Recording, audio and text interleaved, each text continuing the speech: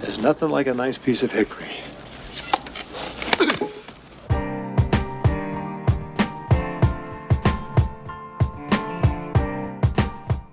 Welcome back to Choco Cinema, the series where every single Monday we dive into a film from a different genre and explore what makes it worth remembering.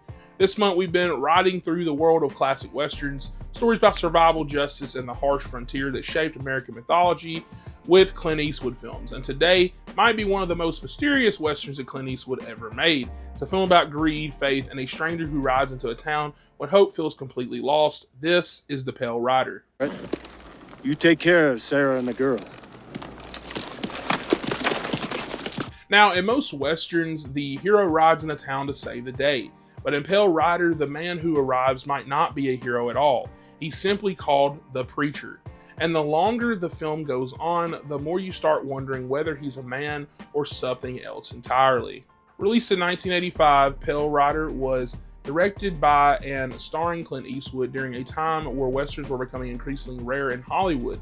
By the mid-80s, the genre had faded from mainstream popularity, but Eastwood had spent his entire career redefining the western, from the mysterious gunslinger of Sergio Leone's films to the darker, morally complex characters he played later in his career. Pale Rider felt like a return to those roots, but with a deeper, almost spiritual edge. Now, the story begins in a quiet mining camp in the mountains. A group of small-time gold miners are trying to survive by digging for whatever they can find in the land. But their peaceful life is threatened by a ruthless mining baron named Coy LaHood, who wants the land for himself. LaHood sends his men to intimidate the miners, destroy their homes, and push them out. With no law and no help in sight, the miners are left feeling pretty helpless until one day a lone rider appears. Clint Eastwood's character is simply called the Preacher. He carries a Bible, he speaks very softly, but when violence comes, he's faster than anyone with a gun, and the film never fully explains who he is or where he comes from. But hints are pretty scattered throughout the story. You have old gunshot scars across his back, a quiet understanding of death, and the strange timing of his arrival right after a desperate prayer for help. Would you be willing to pay cash for their claims? Buy them out?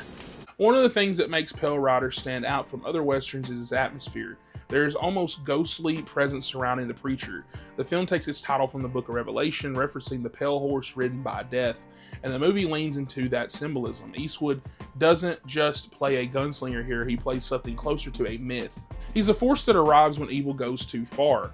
Opposing him is Coy LaHood, a powerful landowner who believes money and violence give him control over everything. LaHood hires a brutal marshal and his deputies to drive the miners away once and for all, and this creates a central tension of the film because while the miners want peace, the Preacher seems to know that peace sometimes has to be fought for. As a director, Eastwood keeps the story simple and focused. The pacing is slow and deliberate, allowing the tension to build. The landscapes are pretty beautiful, but they're also pretty harsh because they remind us that the frontier was never an easy place to live. The real power comes from the silence because Eastwood lets moments breathe. He lets characters watch each other, and when violence finally erupts, it feels very sudden and even brutal. At its core, Pale Rider is about justice versus greed. The miners represent ordinary people trying to build a life, and LaHood represents power without morality, and the Preacher kind of just represents judgment. The film asks a simple question: what happens when evil becomes so powerful that the law can't even stop it? Sometimes something else answers the call. Pale Rider became one of the most successful westerns of the 1980s. It reminded audiences that the genre still has something to say, and it helped pave the way for Eastwood's later masterpiece, Unforgiven, which would arrive a few years later and completely redefine the western once again. But while Unforgiven focuses on aging gunslingers and regret, Pale Rider feels more like a legend being told around a campfire.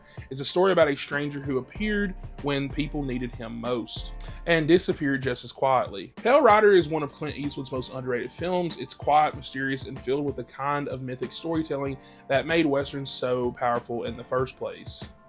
It's not just a story about guns and revenge, it's a story about faith, justice, and the idea that sometimes help arrives in the most unexpected ways. That's it for this week's Choco Cinema. If you enjoyed this deep dive into Pale Rider, make sure to like the video, subscribe for more classic movie discussions, and let me know in the comments what Clint Eastwood film do you want me to cover next, and do you think the Preacher was just a man or something more? Until next time, this is Mr. Chocolate.